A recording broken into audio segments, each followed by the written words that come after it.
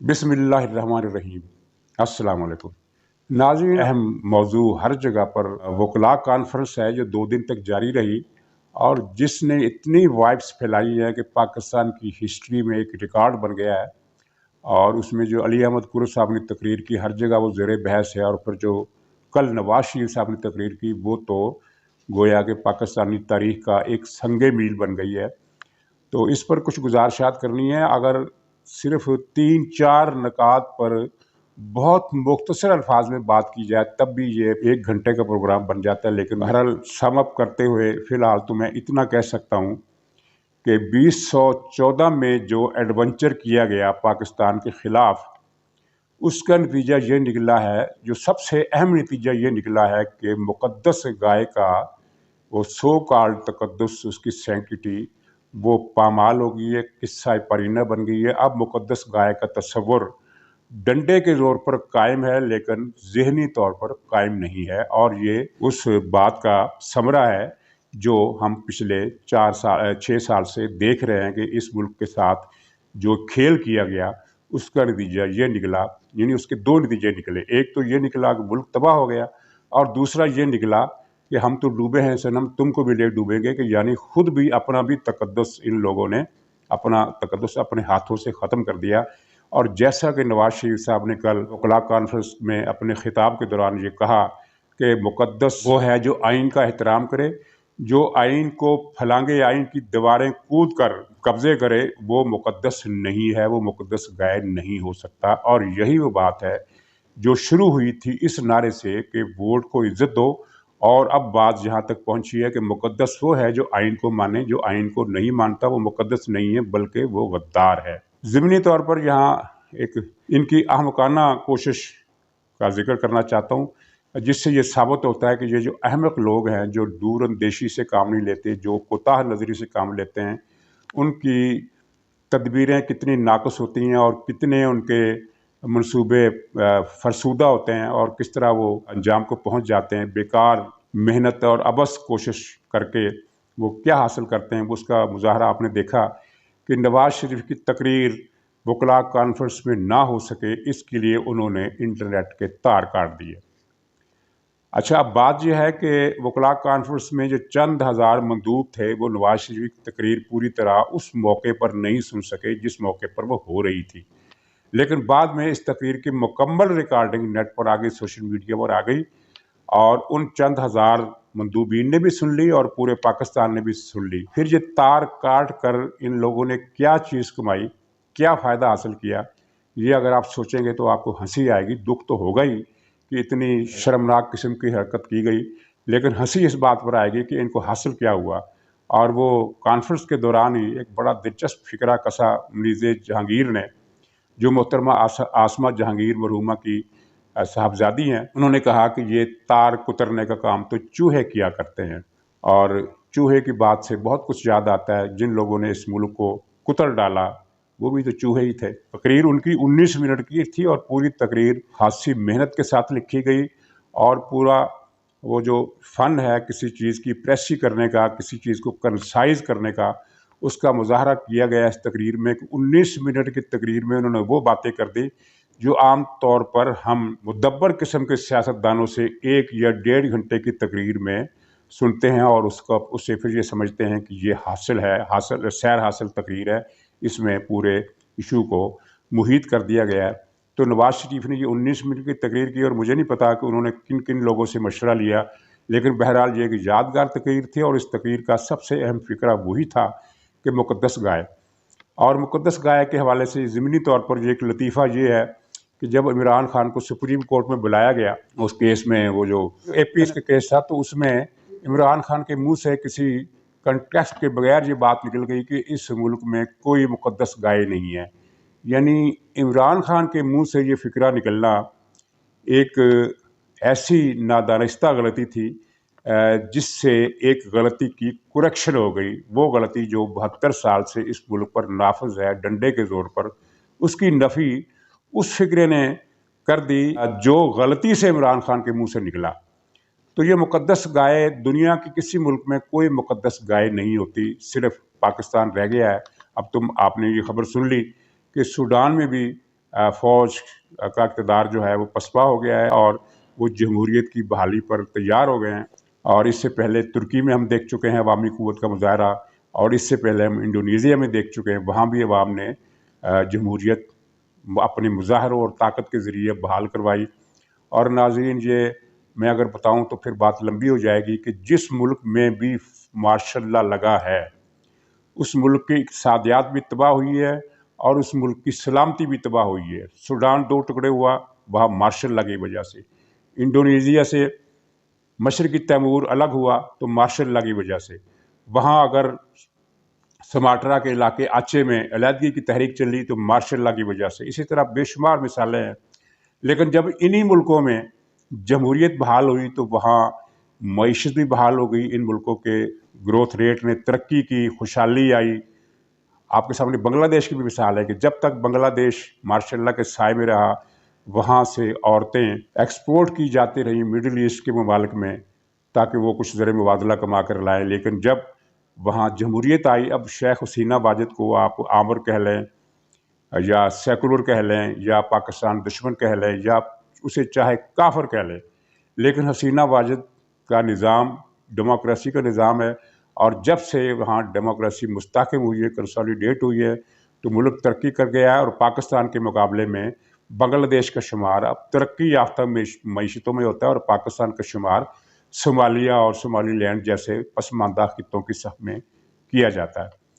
तो नाज़रीन, जहाँ नवाज शरीफ ने अपनी तकरीर में एक और बात भी की, और उस बात का ताल्लुक मैं जोड़ नहीं रहा, सिर्फ मिसाल के तौर पर अर्ज़ कर रहा हूँ कि वकला कॉन्फ्रेंस में ही पाकिस्तान के चीफ जस्टिस मोअज़्ज़ज़ चीफ जस्टिस ने जो तकरीर की, अली अहमद कुर्द की तकरीर के रद्द अमल में, बड़ी वो भी अच्छी खासी 10-12 मिनट तक मुहित थी, वो तकरीर भी आपने सुनी।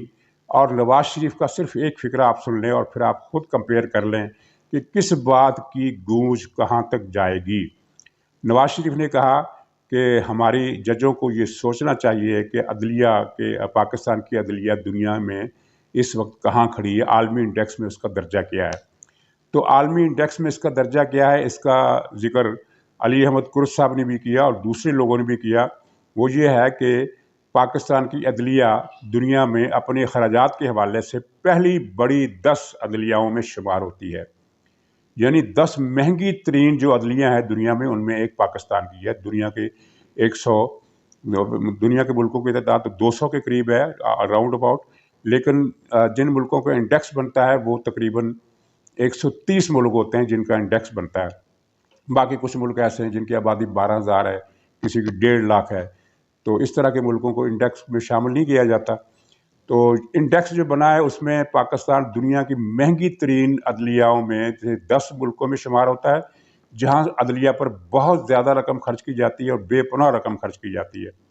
लेकिन मेयार के हवाले से, हसूल इंसाफ के हवाले से, कारकर्दगी के लिहाज से दुनिया के 130 मुल्कों की इंडेक्स में पाकिस्तानी अदलिया का नंबर 126 है।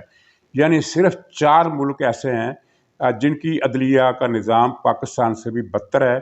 बाकी 125 मुल्क जो हैं 130 मुल्कों में से, उनमें अदलिया का निज़ाम, अदलिया का मेयार पाकिस्तान से बेहतर है। तो ये सोचने का मुकाम है और ये एक बड़ी ही तकलीफ़ बात है। और ये रिपोर्ट तो कुछ हफ्ते पहले आई थी, लेकिन इसकी शोहरत तब हुई जब पार्लियामेंट में जमात इस्लामी के सेनेटर मुश्ताक अहमद साहब ने ये तकरीर की और कहा कि यहाँ अदलिया पर इतना खर्च होता है लेकिन उसकी आउटपुट क्या है, कहीं किसी को इंसाफ नहीं मिलता। और यही बात अली अहमद कुर्द ने भी की। नवाज शरीफ की तकरीर अपनी जगह पर संगे मील और अली अहमद कुर्द की तकरीर अपनी जगह संगे मील।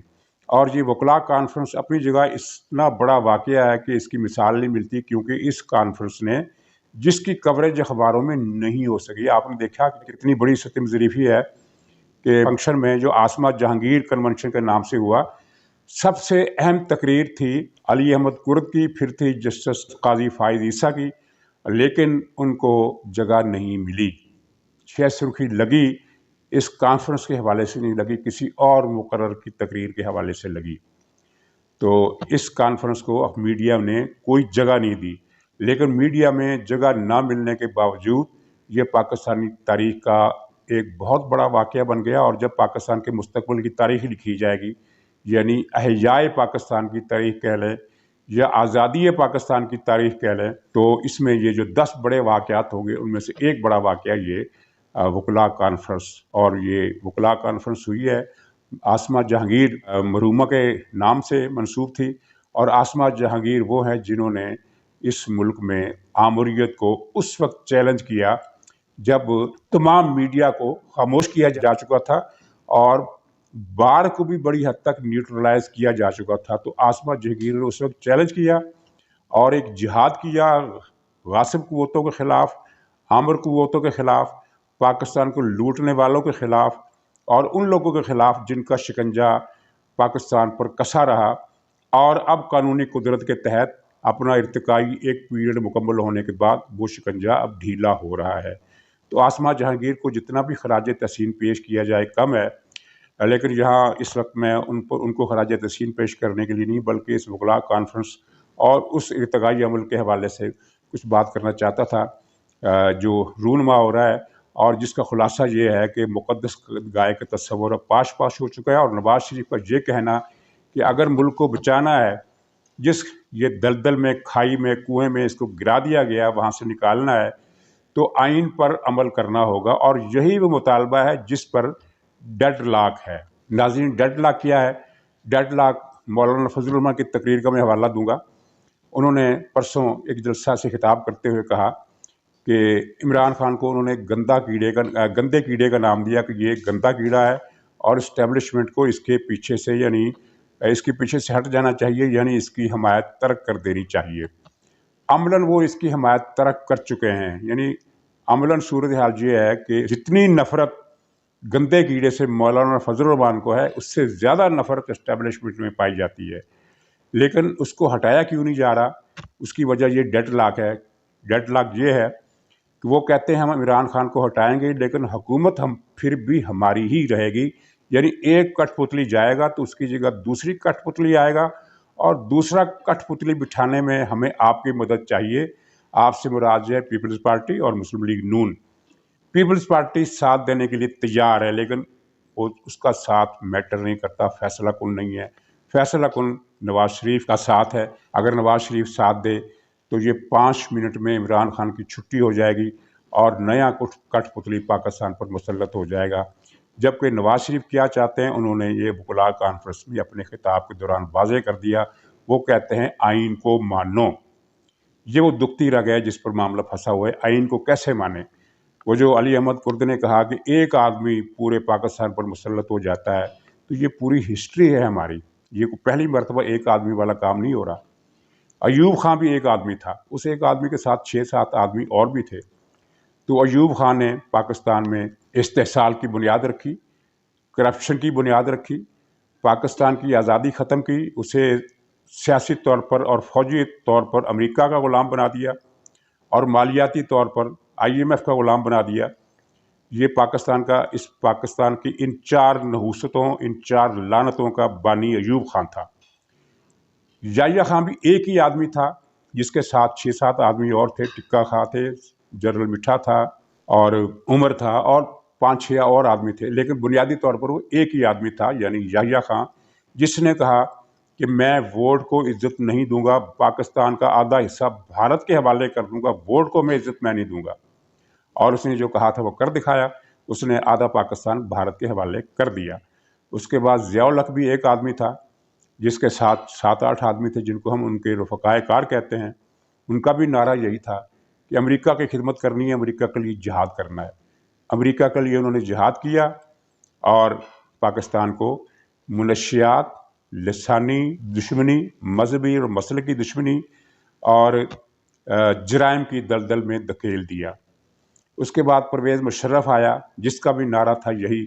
जब वो ये कहता था कि सबसे पहले पाकिस्तान, तो उसका मतलब ये होता था कि सबसे पहले अमेरिका, सबसे पहले अमेरिका की जंग, अमेरिका की जंग हमारी जंग है, ये उसका नारा था। और उसने अमेरिका की जंग में पाकिस्तान को धकेल कर यहाँ खाना जंगी की बुनियाद रखी और वही अयूब खान का मिशन पूरा किया, यानी पाकिस्तान के अवाम से दौलत छीन कर खवास के तबके में मुंतकिल की जाए, अशराफिया को मजबूत किया जाए, मिडिल क्लास को ख़त्म किया जाए।